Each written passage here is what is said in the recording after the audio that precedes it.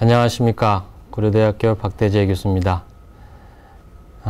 삼국유사에 대해서 이번 강의에서 살펴보고자 합니다. 삼국유사는 여러분이 잘 알고 계시겠지만 삼국사기와 함께 우리나라 역사책을 대표하는 그런 사서라고 할 수 있겠는데요. 이 삼국유사란 책이 과연 어떤 책인지 먼저 살펴보고 그리고 난 뒤에 본 강의로 들어가 보면 어떨까 합니다. 우선 앞에 화면을 잠깐 보시면 아시겠지만 삼국유사란 책은 고려시대 때 13세기 말에 사셨던 일현 스님과 그 제자인 무국 스님이 중심이 되어서 편찬한 여러 스님들의 공동 편찬 역사서라 할 수 있겠는데요. 일현 스님은 이제 그 대표 저자로서 우리가 삼국유사 이러면 되게 일현 스님의 삼국유사 이렇게 이야기하곤 합니다.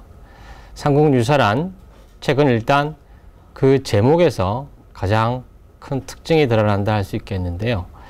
삼국유사는 삼국의 이야기, 역사 중에서 빠진 이야기들을 모아놓은 그러한 성격의 역사책이다. 그렇게 이해하시면 되겠습니다.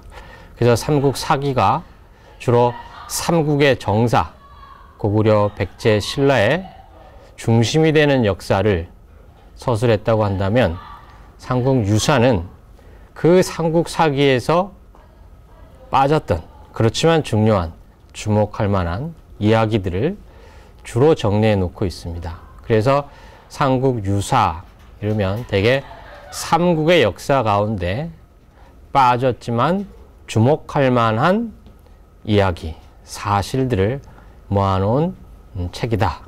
이렇게 간단히 설명드릴 수 있겠습니다. 삼국유사의 그 체제, 구성 내용을 보게 되면 앞서 잠깐 정리해 놓았습니다만 5권 9편으로 구성되어 있습니다. 그래서 제일 앞쪽에 왕들의 연대기인 왕력으로부터 시작해서 삼국의 역사인 기를 뒤이어서 서술하고 있고 그 뒤를 이어서 불교에 관한 이야기들을 모아놓은 흥법, 탑상, 의회, 신주, 감통, 효선까지 총 9편의 이야기들이 5권으로 나뉘어져서 편찬이 되어 있습니다. 여기서 이제 눈에 띄는 것은 대체로 왕력과 기까지는 삼국의 역사에 대한 이야기라는 점에 있어서 그 큰 줄기에 있어서는 삼국사기와 크게 차이가 나지 않습니다. 반면에 흥법 이하의 7편은 대체로 불교와 관련된 일화와 이야기라는 점에 있어서 삼국사기에서는 전혀 언급되지 않은 그런 이야기들이 많이 들어 있습니다. 특히 효선편, 마지막에 효선편 같은 경우는 주로 불교의 내용을 다루고 있지만 그 안에서 유교의 덕목이라 할 수 있는 효에 대해서도 주목하고 있다는 점에서 삼국유사를 단순히 불교 사관의 역사책이다라고 말할 수 없을 것입니다. 그래서 대개 학계에서는 삼국유사의 이러한 역사 인식을 신의사관이다. 그래서 신의한 이야기 중심으로 역사를 서술했다 해서 신의사관이다라고 그렇게 설명하곤 합니다. 또 하나 이제 삼국유사의 특징과 관련해서 말씀드릴 수 있는 것은 대개 삼국사기가 기전체 사서다라고 얘기 많이 하는데요. 그때의 기전체라는 것은 본기와 열전으로 이루어졌다 해서 본기의 기와 열전의 전을 따서 기전체 사서다라고 삼국사기의 체제를 얘기할 수 있다면 삼국유사는 흔히 우리가 기사 본말체다 이렇게 얘기하곤 합니다. 여기서 이제 기사 본말이라는 것은 말 그대로 사건의 본말을 정리하는 그런 특징을 가지고 있는 형식이다라고 이해하시면 되겠습니다. 그래서 이 기사 본말체라고 하는 사서의 체제는 대개 중국의 남송시대에 시작된 역사의 편년 서체인데 대개 이 삼국유사의 특징도 되게 사건 중심으로 서술이 되어 있다라고 이해하는 입장에서 되게 기사 본말체다라고 이해하고 있습니다. 그렇지만 이것이 중국의 그런 기사 본말체와도 또 다른 것은 되게 우리가 남송 이래로의 기사 본말체라고 하면 되게 사건 중심의 서술로서 이 편년체나 귀전체 사서가 가지고 있는 결함을 보완하기 위해서 각각의 사건의 그 과정, 전말을 다 기록하는 그런 중심의 그런 서술 방식이라 한다면 이 삼국유사는 또 그와 조금 다르게 인물 중심의 또 그런 이야기들도 들어가 있고요. 또 그 앞에 왕력이라고 하는 또 체제도 앞에 붙어 있고 해서 우리가 흔히 중국에서 얘기하는 기사 본말체와도 다소 다른 그런 구성을 가지고 있습니다. 그래서 삼국유사의 체제는 엄밀히 말하자면 기사 본말체와도 다소 다른 삼국유사만의 그런 독특한 체제로 이루어져 있다. 그리고 역사책으로서의 성격과 또 승전, 어떤 스님들에 대한 이야기도 중심을 내리고 구성을 하고 있기 때문에 승전류의 어떤 그런 성격도 가지고 있다라고도 얘기할 수 있겠습니다. 하여튼 여러 가지로 종합해 보면 이 삼국유사라는 책은 한마디로 정의하기 참 어려운 그런 성격의 책입니다. 그래서 역사적인 책이기도 하고 또 불교적인 내용을 담고 있는 책이기도 하고 또 그 안에는 국문학적인 설화나 향가나 또 시와 같은 여러 가지 다양한 또 미술사적인 불상, 석탑, 조각 등등의 다양한 요소를 담고 있기 때문에 삼국유사라는 책은 삼국사기에 비해서 상당히 다채로운 아주 화려한 내용을 가지고 있는 책이다라고 그렇게 설명드릴 수 있겠습니다. 그래서 이제 비유컨대 삼국사기를 되게 아주 정제되어 있는 아주 깨끗한 정돈된 역사책이라 한다면 삼국유사는 원래의 여러 가지 이야기들의 자연스러운 내용을 그대로 살린 다채로운 그런 내용의 역사책이다. 또는 설화집이다. 또는 여러 가지 불교 전적이다라고 그렇게 이야기 드릴 수 있겠습니다.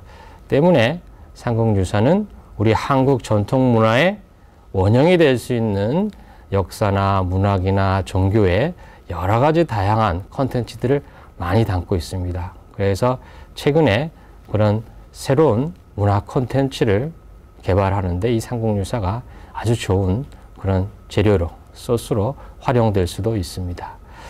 예. 다음으로 삼국유사의 좀 더 자세한 그 서지적인 정보를 좀 말씀드리면요. 삼국유사가 앞서 말씀드렸듯이 고려 말 13세기에 편찬되었다고 했습니다만 현재 남아있는 우리가 보는 삼국유사는 이련 스님께서 편찬하신 그대로의 삼국유사의 원본이라기보다 조선 중종 때 1512년 경주에서 간행된 목판본 형태의 삼국유사가 오늘날 우리가 보는 삼국유사입니다. 그래서 이것이 과연 조선시대 때 편찬된 삼국유사가 13세기 이련 스님이 편찬했던 삼국유사 과연 어느 정도 정확하게 일치하는가라고 하는 것은 학계에서 계속 두고두고 연구의 대상이 되고 있습니다. 그래서 13세기 말에 편찬되었고 그것이 현재 남아있는 판본이 16세기 초에 거다 보니까 여러 가지 시간차가 있어서 그 사이에 삼국유사의 원문에 어떤 변화나 어떤 착오가 발생하지 않았을까라고 볼 수 있다는 것이죠. 그래서 삼국유사는 삼국사기와 또 달리 그 원문에 대한 교감이랄까요, 교정을 정확하게 하고 난 뒤에 그런 연구가 이루어지고 난 뒤에 우리가 그것을 읽어야만이 정확한 그 뜻을 파악할 수 있습니다. 그래서 현재 우리가 보는 조선 중종 때에 간행되었던 그래서 우리가 현재 보고 있는 그 삼국유사를 과연 고려시대 때 이련 스님께서 편찬하신 삼국유사의 원형이다 라고 그대로 인정할 수도 있지만 또 다른 한편에선 좀 더 뭔가 변화가 있을 수도 있다 라고 하는 그 가능성을 열어두고서 학계에서 연구하고 있고 독자분들도 그런 점에 대해서는 가능성을 염두에 두고서 이해하시는 것이 삼국유사의 성격을 제대로 파악하는 길이다라고 생각하시면 되겠습니다.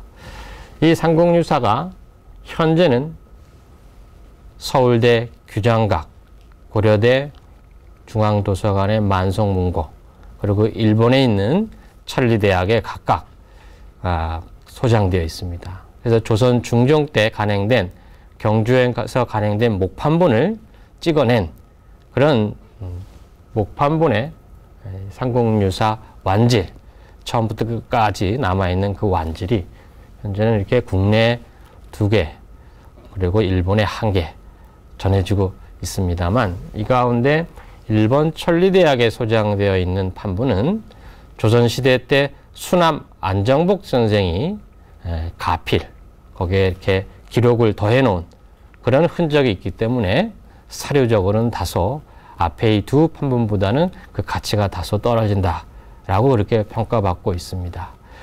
물론 삼국유사에 현재 남아있는 판본 가운데는 이 밖에도 완질본은 아니지만 부분적으로 권 1 또는 권 3 이렇게 부분적으로 남아있는 소위 잠본 형태의 삼국유사들이 일부 있습니다.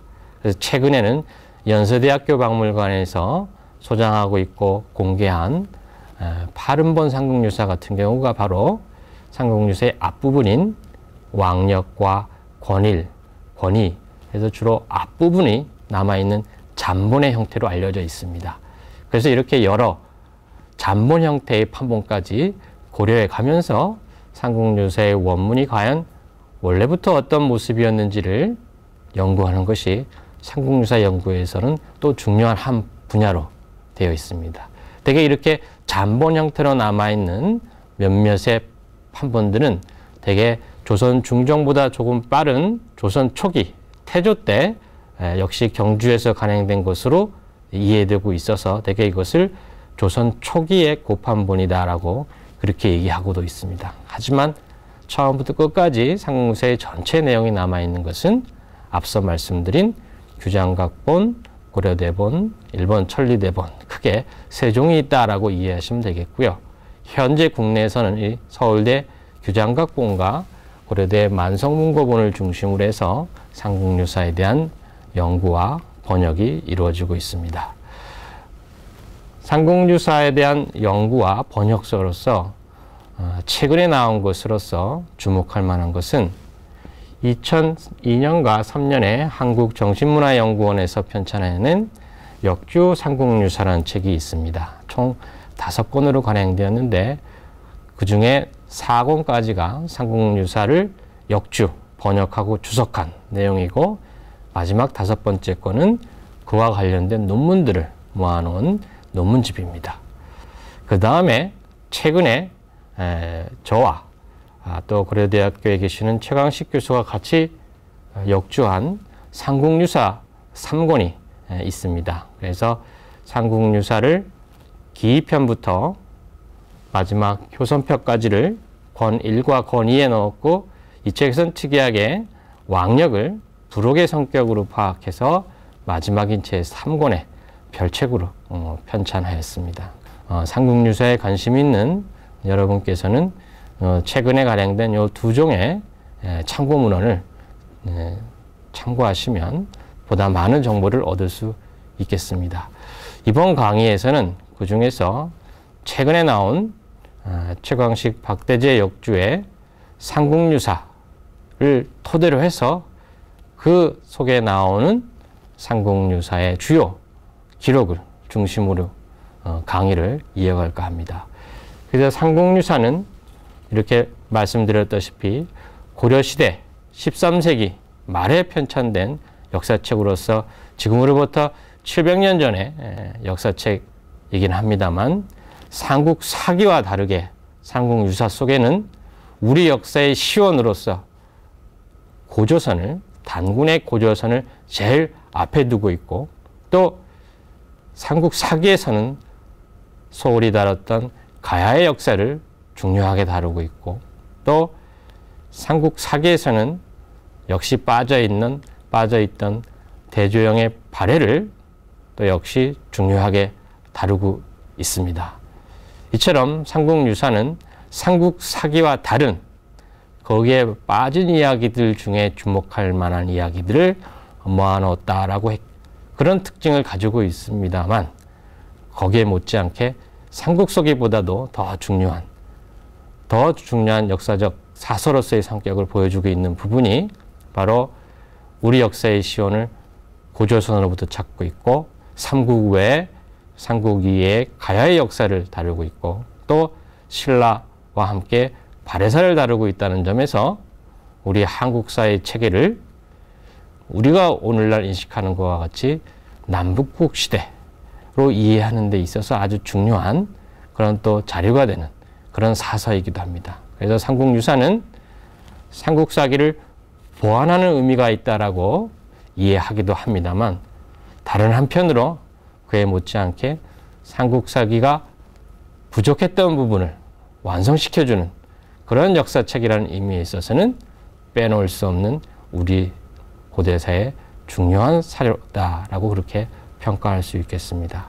그래서 이번 강의는 이 삼국유사에 대해서 삼국사기와 주로 다른 부분, 그러니까 금방 말씀드렸다시피 삼국사기에 나오지 않는 고조선 이야기나 가야의 이야기나 발해의 이야기나 등등 삼국사기와 다른 이야기를 중심으로 삼국유사의 특징을 드러낼 수 있는 내용을 여러분께 말씀드리고자 합니다.